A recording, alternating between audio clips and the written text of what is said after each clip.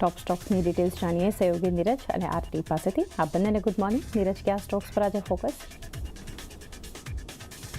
જે શરૂઆત કરીએ નિફ્ટીની કંપનીઓ સાથે સૌથી પહેલાં ડૉક્ટર રેડ્ડીઝ પરિણામો આવતા દેખાયા। જો કમ્પેરેટિવલી પરિણામો અહીંયાથી થોડાક નબળા છે, પરંતુ અનુમાન સામે એક સારા રહેતા જોવા મળ્યા છે। પ્રોફિટ તમે જોશો 14% જેટલો ઘટ્યો છે, યર ઓન યર બેઝિસ પર 1209 કરોડ પર છે। રેવન્યુ ગ્રોથ લગભગ 4.5%નો છે, 8,753 કરોડ। બીજી તરફ 17% તમને અહીંયાથી એબિટા ઘટતા દેખાયા છે, 1887 કરોડ પર, અને માર્જિન જે 27.1% પર હતા તે ઘટીને આપણને 21.5% પર રહેતા જોવા મળ્યા છે। એટલે યર ઓન યર કમ્પેરિઝનની અંદર તમને અહીંયાથી થોડાક નંબર્સ સબડ્યુડ દેખાઈ રહ્યા છે, પરંતુ ઓવરઓલ જ્યારે તમે અનુમાનની વાત કરો છો ત્યારે અહીંયાથી એક સારા નંબર્સ અહીંયાથી અનુમાન કરતાં સારા નંબર્સ આપણને દેખાઈ રહ્યા છે। અને એમાં પણ ઇન્ડિયા અને રશિયામાંથી એક સારો ગ્રોથ આવતો જોવા મળ્યો છે, જે રૂપિયાની અંદર આપણને નરમાશ જોવા મળી છે એની કંપનીને એક ફાયદો થતો જોવા મળ્યો છે। અને ખાસ કરીને અમુક જેનરિક દવાની કેનેડાથી એક અપ્રુવલ આવવાની છે, એને લઈને અહીંયાથી વધારે ફોકસ છે, એટલે એના પર એક ખાસ ધ્યાન રાખવાનું છે। એટલા માટે જુઓ આજના દિવસે તમને બ્રોકરેજીસ થોડાક બુલિશ થઈ રહ્યા છે। HSBC બાયકોલ સાથે 1435ના ટાર્ગેટ અહીંયાથી આપી રહ્યા છે। CLSA અપગ્રેડ કર્યું છે અને હોલ્ડનો કોલ આપ્યો છે, ટાર્ગેટ પણ એમને વધાર્યા છે અને 1210ના કરતાં જોવા મળ્યા છે। હવે અહીંયા બંને બ્રોકરેજનું એક જ કહેવું છે કે અમારા અનુમાન જે હતું એ અનુમાન કરતાં અત્યારે આપણને પ્રદર્શન સારું રહેતું જોવા મળે છે। અને ખાસ કરીને અમેરિકાની અંદર જે ઝીરેવેલમિડ દવાનું વેચાણ થોડુંક ઘટ્યું છે, એની સામે યુરોપ છે કે અન્ય જે દેશો છે ત્યાંથી થોડીક આપણને ગ્રોથ આવતો જોવા મળ્યો છે, એટલે યુએસનો ગ્રોથ થોડોક સેટ ઓફ થયો છે, એને લઈને થોડાક બુલિશ અહીંયાથી તેઓ થતા જોવા મળી રહ્યા છે, એટલે એના પર એક નજર રાખવાની છે। બીજી તરફ ઇટરનલનો સ્ટોક ગઈકાલે જુઓ પરિણામ પહેલાં જ એક સારી તેજી આપણે અહીંયા જોઈ લીધી હતી, અને ક્વાર્ટર ઓન ક્વાર્ટર બેઝિસ પર પરિણામો પણ એક રોબસ્ટ રહેતા જોવા મળ્યા છે। નેટ પ્રોફિટ લગભગ 57% જેટલો વધ્યો છે, 102 કરોડ પર રહ્યો છે, ગયા ક્વાર્ટરમાં 62 કરોડ પર હતો। રેવન્યુ ગ્રોથ 20%નો છે, એબિટા અહીંયાથી 54%ના છે, અને માર્જિન તમને 1.8%થી વધીને 2.3% પર રહેતા દેખાયા છે, એટલે એના પર એક ખાસ કરીને ધ્યાન રાખવાનું। બીજી તરફ અહીંયાથી ગઈકાલે જ આપણને પરિણામ સાથે એક અન્ય પણ એક અપડેટ આવતી જોવા મળી કે જે CEO છે દીપેન્દર ગોયલ, એમણે રાજીનામું આપ્યું છે અને 1 ફેબ્રુઆરીથી સુધી તેઓ કાર્યરત રહેશે, અને આ દીપેન્દર ગોયલની વાઇસ ચેરમેન અને ડાયરેક્ટર તરીકે તેમણે નિમણૂક કરી છે, અને અલબિંદરસિંહ ઢીંસાને CEO તરીકે નિયુક્ત કરવામાં આવ્યું છે, જેઓ 1 ફેબ્રુઆરીથી એ સંભાળશે। એટલે ખાસ કરીને એક પોઝિટિવ ટ્રાન્ઝિશન તમને અહીંયા જોવા મળી રહ્યું છે કે એટલે એના પર એક ખાસ કરીને ધ્યાનમાં વધારે રાખવાનો છે। આ ઉપરાંત તેમણે એવું પણ કહ્યું છે કંપની કે 2027 સુધીમાં 3000 સ્ટોર્સનું જે લક્ષ્ય છે તેમાં તેઓ એક યોગ્ય રીતે આગળ વધી રહ્યા છે। નજીકના ગાળામાં કદાચ સ્પર્ધા જો અહીંયાથી આપણને થોડીક ઓછી થતી દેખાય ક્વિક કોમર્સની અંદર, તો 2027 સુધીમાં 3500થી 4000 સ્ટોર્સનું લક્ષ્ય પણ તેઓ અહીંયાથી રાખી શકે છે, એટલે કયા પ્રકારની આગળ સ્પર્ધા રહે છે એના પર એક ફોકસ છે। પરંતુ ઓવરઓલ ઇટરનલના પરિણામ ઘણા સારા છે। બ્લિંકિટનું કોન્ટ્રીબ્યુશન અને પર ઓર્ડર જે છે એ અહીંયાથી આપણને વધતું જોવા મળી રહ્યું છે, એટલા માટે જો CLSA high conviction out performer call આપી રહ્યો છે, તમને ઇટરનલ પર 503ના ટાર્ગેટ આપી રહ્યું છે। જેફરીઝ અહીંયાથી 480ના એક લક્ષ્યાંક આપી રહ્યું છે બાયકોલ સાથે, HSBC બાયકોલ સાથે 350 અને નોમુરા બાયકોલ સાથે 380 એ અહીંયાથી આપી રહ્યું છે। હવે જુઓ અહીંયાથી દરેક જે માપદંડો છે, ખાસ કરીને ફૂડ ડિલિવરી છે કે પછી એમનું ક્વિક કોમર્સ છે, બધામાં એક સારા ગ્રોથની વાત આ દરેકે દરેક આપણને બ્રોકરેજ હાઉસો છે એ કરતા રહ્યા છે, એટલે ઇટરનલ આજે ફોકસમાં રાખજો। ગઈકાલે થોડીક તેજી હતી, આજે કદાચ તેજી આગળ વધે કે નહીં એ ખાસ આપણે જોવાનું રહેશે। બીજી તરફ તમે આવો હવે હિન્દુસ્તાન પેટ્રોલિયમ પર ખૂબ સારા પરિણામો અહીંયાથી રહેતા જોવા મળ્યા છે, જોકે અનુમાન કરતાં થોડાક આંકડાઓ આપણને નબળા છે। દાખલા તરીકે પ્રોફિટ 4300 કરોડનું અનુમાન સામે 4072 કરોડ પર હતા, પરંતુ ક્વાર્ટર ઓન ક્વાર્ટર બેઝિસ પર 6.5%નો વધારો થયો છે।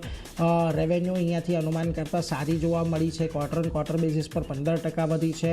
એબિટા પણ અનુમાન કરતાં થોડા ઓછા જોવા મળ્યા છે, અને માર્જિન 7.2ના અનુમાનની સામે 6.1% પર છે, એટલે માર્જિન એક વધવાનું અનુમાન હતું, જેની સામે ખાસ કરીને ઘટતા જોવા મળ્યા છે। હવે અહીંયા હજી પણ જો ડિસેમ્બર એટલે એપ્રિલથી લઈને ડિસેમ્બર એટલે 9 મહિના માટે જે એમનું એવરેજ ગ્રોસ રિફાઇનિંગ માર્જિન છે 6.91 પ્રતિ બેરલ ડોલર પરની આજુબાજુ રહેતું જોવા મળ્યું છે।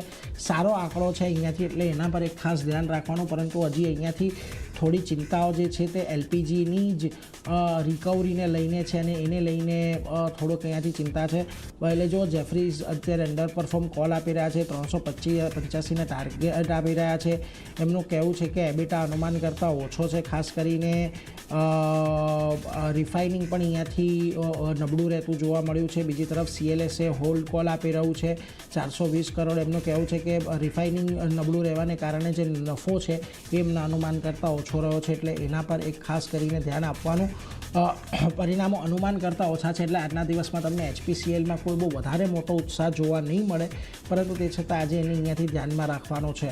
વેલ આ ઉપરાંત તમને આજે બેંક ઓફ ઇન્ડિયાના નંબર આવતા દેખાયા છે. Profit year on year basis પર 7.5% વધ્યો છે, NII 6.5% જેટલી વધી છે, એટલે પોઝિટિવ આંકડા અહીંયા તો છે. NPS જુઓ સારા એવા ઘટી ગયા છે, 2.54%થી ઘટીને ગ્રોસ NPA 2.25%ની આજુબાજુ અને નેટ NPA 0.65%થી ઘટીને 0.60%, એટલે એક સારા નંબર બેંક ઓફ ઇન્ડિયાના પણ આજે તમને આવતા જોવા મળ્યા છે. એના પર એક નજર તમારે ખાસ કરીને રાખવાની છે. આજે થોડી ઘણી પોઝિટિવિટી કદાચ અહીંયા જોવા મળી શકે.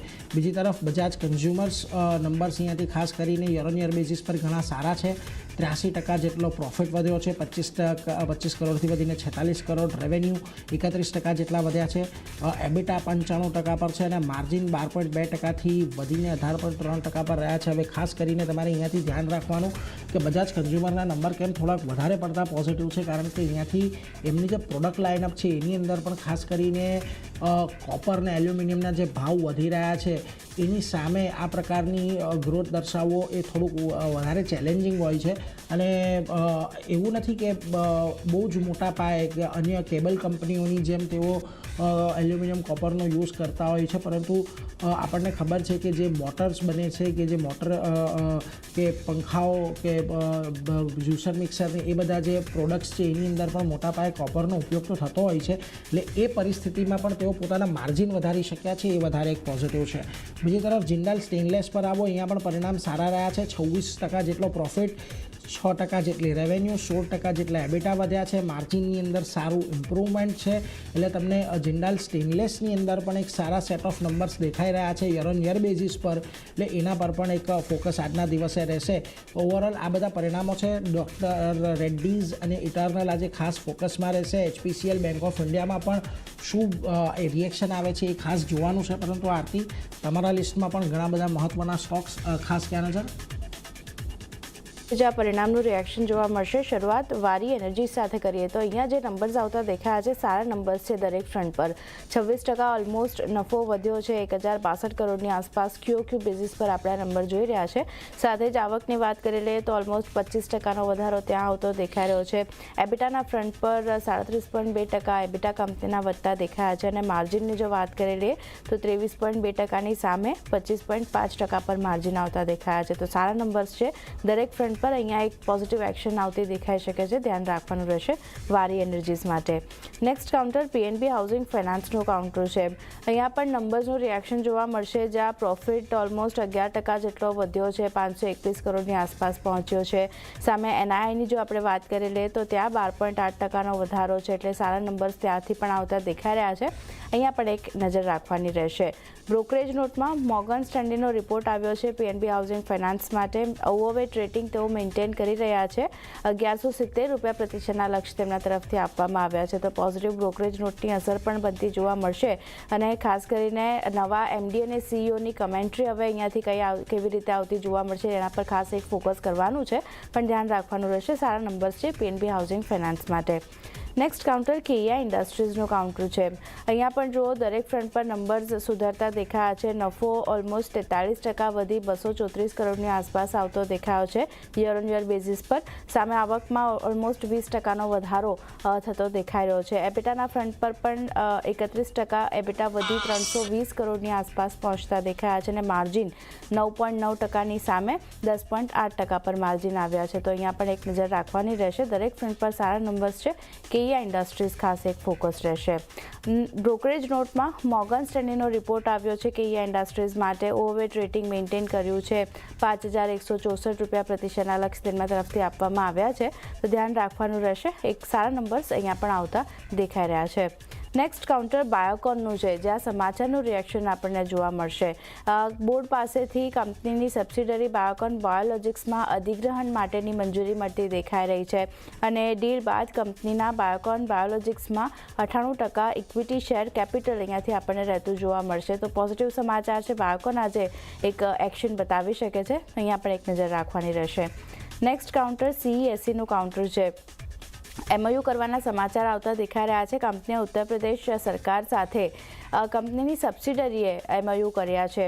સોલાર પાવર પ્લાન્ટ માટે આ MOU કરવામાં આવ્યા છે, જેમાં કંપની સોલાર પાવર પ્લાન્ટ માટે 3800 કરોડનું રોકાણ અહીંયાથી કરતી જોવા મળશે.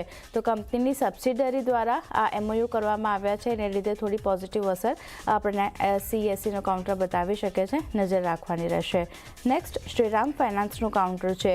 રેટિંગ વધારવાના સમાચાર આવતા દેખાઈ રહ્યા છે, જ્યાં ફિચે રેટિંગ્સને BB+ રેટિંગ વોચ પોઝિટિવ અહીંયાથી મૂકવામાં આવ્યું છે. તો એક ધ્યાન રાખવાનું રહેશે. પોઝિટિવ એક્શન શ્રીરામ ફાઇનાન્સ બતાવી શકે છે, આજે ફોકસ રાખવાનું રહેશે.